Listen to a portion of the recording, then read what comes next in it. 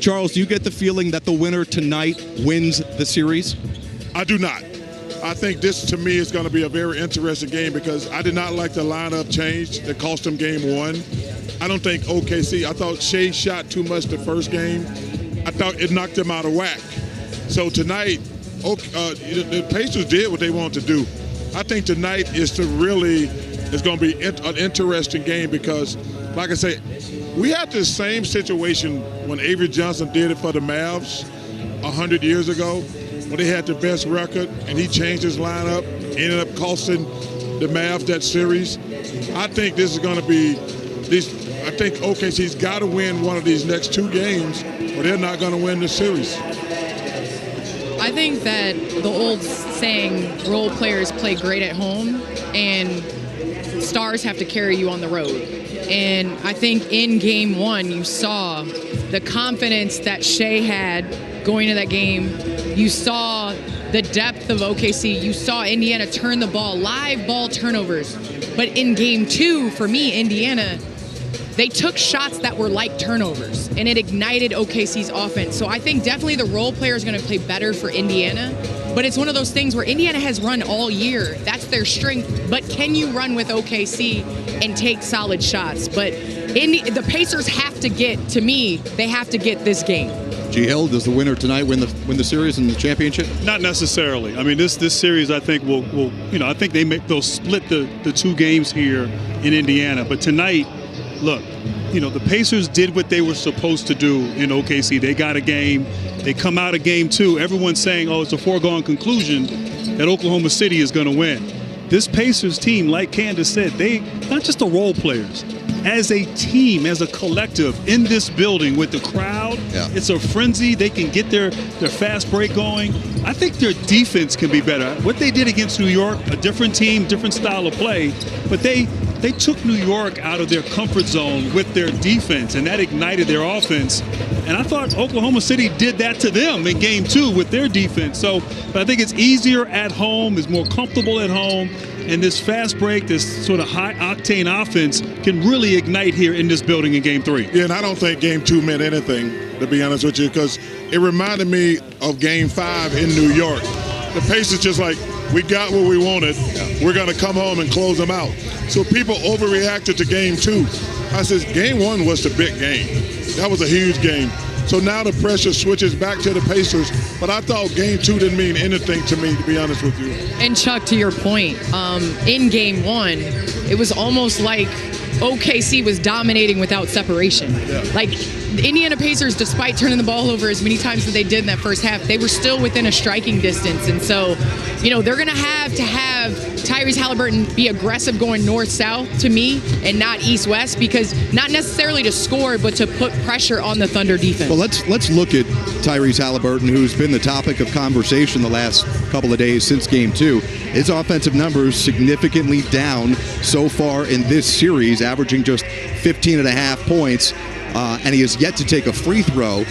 But I think the bigger question here is his aggressiveness, and particularly in the first half, right, where the Pacers have made a living, guys, of digging out of holes, but it's not certainly where they want to be. Double-digit first-half deficits in the first two games of this series, Grant, and Tyrese Halliburton has only taken 4.5 shots over the first two games in the first half. That's way down from what he did in the regular season and even in the first three rounds of the playoffs when he was taking nearly 7 first-half shots per game.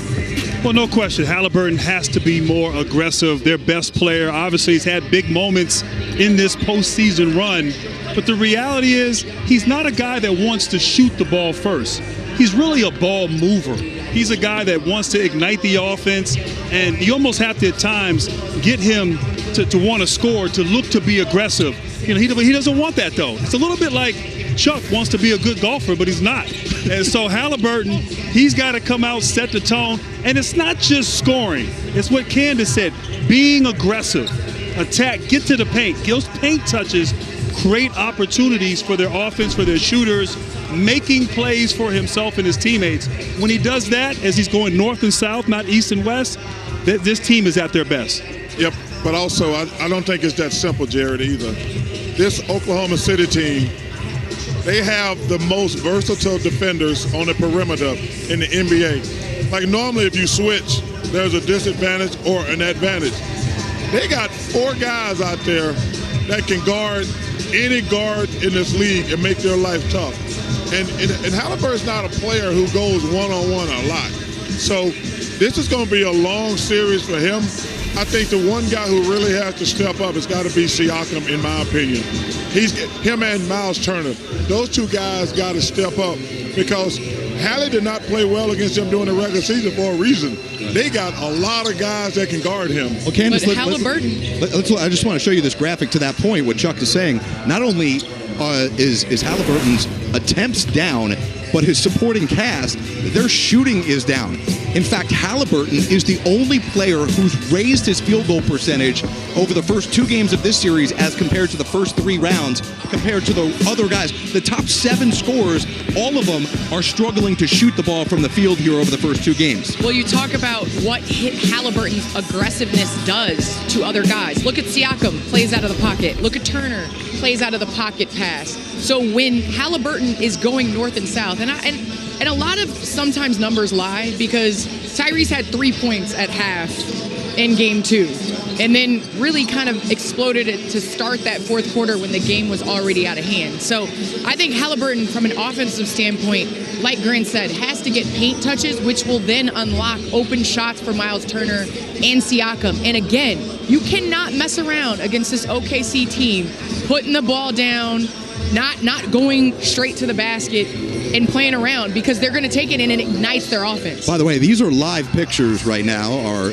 award-winning director, Elisa Deems-Davis, showing us that Tyrese Halliburton and Shai Gilgeous-Alexander are warming up simultaneously right now. Pretty cool sight behind us here on the court ahead of Game 3. Maybe one of the more shocking Candace stats of this series. And listen, I know Halliburton's not SGA who gets to the free throw line, but he has not gotten to the free throw line at all. 0 free throw attempts through 2 games. And I think what Chuck said, that's a testament to OKC's defense. They they extend catches, they make things difficult in the pick and roll. When he's going right, they're putting 2 on the ball and making Tyrese Halliburton get rid of it. I think a lot of the times they're able to have the depth, which everybody talked about. Hey, Coach Dagnall, you can't play this depth in the playoffs. Well, guess what? They have. They're comfortable switching. They're comfortable making things difficult. And that's hard for a point guard to get your reads when you have the length, the athleticism, the switchability on the other end. And what they do, to continue with that point, Candace, they pack the paint. So you have 5 sets of eyeballs when you go one-on-one. There's no room to get to the basket, but they're elite at getting out and recovering the shooters. So that athleticism and that commitment on that end, and then the depth you talked about, you can play that way when you play a lot of guys. Look, 20% of their offense in the regular season came off of turnovers. And it's not something that they don't, I talked to Mark Daigneault during the regular season. They don't teach like going for steals. It's just a byproduct of how hard they play and how they make you uncomfortable on the defensive end. But as we were saying, Halliburton, McConnell, even Nembhard, their ability to get into the paint creates opportunities. They just weren't able to do that in Game 2. Yeah, and I think that they got to use some of that strategy they used against the Knicks. Even when OKC scored, they got to push it. They got to push it. They got to push it. But like I say, the 2 guys to me who got to step up, number 1 is Siakam, and it's got to be Miles Turner, because those guys got to use their size. They got to run some post up in the half court to me, because this team is not going to let – I don't know if you can get in a running contest with OKC. But Chuck, Siakam in the post, Caruso guarded Jokic. So it's almost like I feel like yeah, but that's a different animal. Caruso can't guard Siakam. The Joker is not athletic enough. As great a player he is, he don't have the great athletic ability. If they put Siakam in the post, I don't think he can guard him. That's just my personal opinion. I love Ernie's son. I love Ernie's son. TJ McConnell. But that's not TJ McConnell. Oh, Alex Caruso. Alex Caruso, pardon me. Wrong guy. Wrong guy. I get the white guys confused Hey, sometimes. I know, all white people look alike. So, listen, I just think they need to put him in the half court. That'll help Siakam, in my opinion. Game 3 has been, if you want to call it, a struggle for both of these teams. OKC just 1-2 in their first 3 rounds. Meanwhile, Indiana 0-3 in Game 3 so far this postseason.